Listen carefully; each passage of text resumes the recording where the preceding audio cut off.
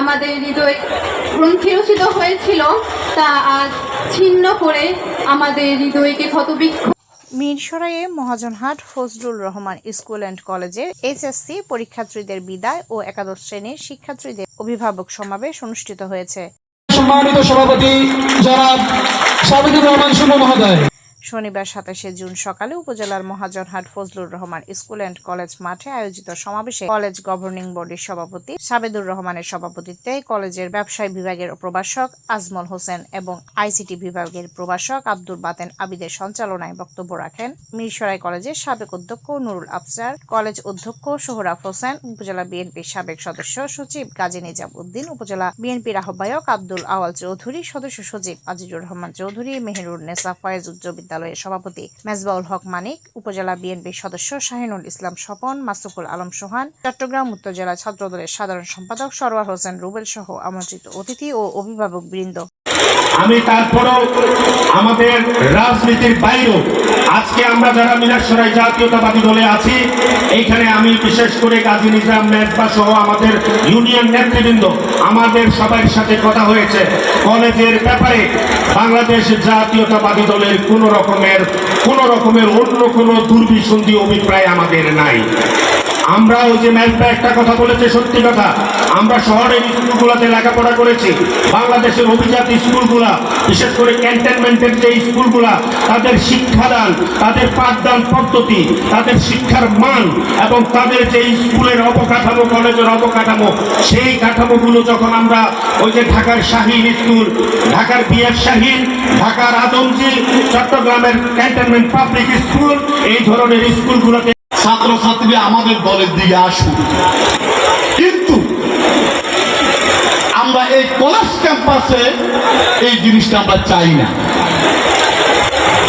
আমাদের প্রত্যাশা হচ্ছে এই কলেজের যেই সকল ছাত্রছাত্রীদেরকে তাদের মা বাবা যে প্রত্যাশা নিয়ে, যে আশা নিয়ে এই কলেজ ক্যাম্পাসে প্রেরণ করেছে, তারা যেন এই কলেজের সম্মানিত শিক্ষকদের গুরুত্বপূর্ণ দিক নির্দেশনার মাধ্যমে সেই মা বাবার মনের যে প্রত্যাশা, সেই প্রত্যাশা যেন পূরণ করতে পারে। আমরা দেখেছি অনেক শিক্ষিত লোকজন অনেক ধরনের অপকর্মের সাথে, রাষ্ট্রদ্রোহিতার সাথে জড়িত, কিন্তু সুশিক্ষায় শিক্ষিত হলে তাদের দ্বারা দেশ, জাতি, সমাজ নিশ্চয়ই উপকৃত হবে। আমাদের সবচেয়ে বড় শক্তি। আসুন আমরা সবাই মিলে এমন একটি প্রজন্ম গড়ে তুলি যারা জ্ঞানে আলোচিত, চরিত্রে দৃঢ় ও মানবাধিকার অনন্য হবে। আমি আরেকটা জিনিস ঘোষণা করতে চাই, যারা আমরা এই বছর থেকে যারা এই ক্লাস পাবে তাদেরকে আমরা সম্বর্ধনা দিব এই বছর থেকে, এটা আমি ঘোষণা করতে চাই সভাপতি হিসেবে। অনুষ্ঠানে আমন্ত্রিত অতিথিদের সম্মাননা প্রদান করা হয়। অভিভাবক সমাবেশ শেষে এসএসসি পরীক্ষার্থীদের বিদায় অনুষ্ঠিত হয়।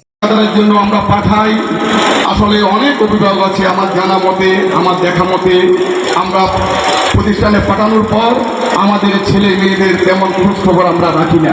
হাসি ফুটবে, আত্মীয় স্বজনের কাছে ভালোবাসা পাবে, টিচারদের ভালোবাসা পাবে, সত্যি কথা বলতে সবাই থেকে সে অনুপ্রেরণা পাবে। তাহলে আমাদের এই স্বপ্নটুকু পূরণ করতে অবশ্যই আমাদেরকে এগিয়ে যেতে হবে। আমরা যদি বড় কিছু হই, অবশ্যই আমাদেরকে স্বপ্ন দেখতে হবে।